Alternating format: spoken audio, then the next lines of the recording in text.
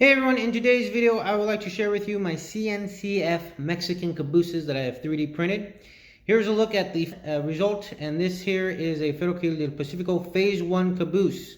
Now, it's not 100% 3D printed because I thought it would be pretty smart to actually use an Athearn base. This is from the Coppola caboose, and I'm using the Athearn Express reefer boxcars that they produced. So those are very easy to find in the railroad community. So just giving you guys some ideas. And this is the final result. I'm really happy with it. And this thing runs pretty smooth on the tracks, on my layout. So let's go ahead. I'm now going to share with you guys some of the phases that I have created. So the phase that I just showed you was actually the phase 1. And here it is. This is the phase 1 that came out in 1959, only 3 were produced that year.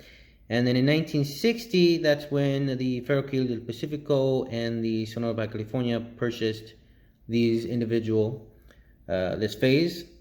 The original 3 that I mentioned in 1959 were also for the FCP.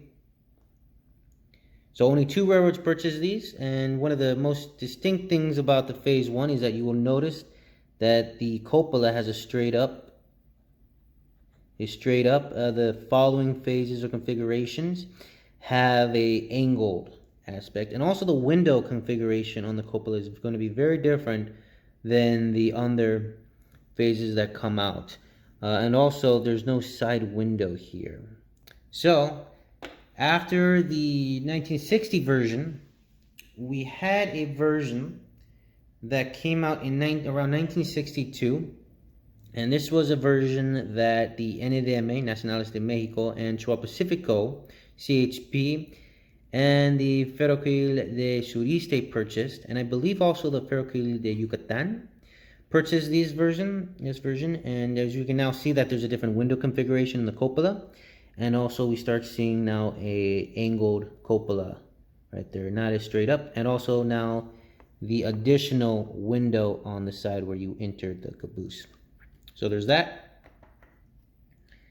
And now following that phase in 1962, and I believe there's that same version was part produced throughout the 1960s. I think 1962 was just when it first came out. So there's still a lot to look into to know exactly the years, but this is kind of the general theme. And so this is the 1969 version that came out. And the SBC and FCP did purchase these. So you may notice now that we start seeing rounded windows on the side. We also have a bar window that comes across it. It's the same type of Coppola caboose from 1962 for the most part, what I was noticing. Of course, you have the window as well down here. So 1969 version. And the last version is probably the most requested, or when I was creating these, a lot of the friends and contacts were reaching out to me wondering when I was going to produce the 1978 version. And here we have the 1978 version. This was requested a lot from some of my contacts within the community, from friends and members of MexList. And one of the most noticeable features about this guy is actually the rounded windows, as we can see, which is pretty cool, very distinct, right? Get you on the other side right there. Same type of body style from the 1969 I've been noticing.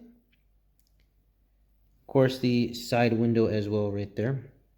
So overall, I think that this is one of the most requested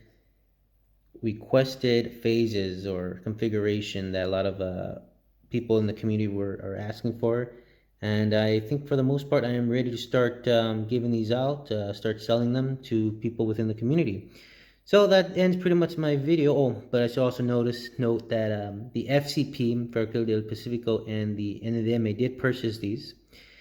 So if you were thinking about what railroads do, and also these then were inherited by the F&M in the 1987 merger.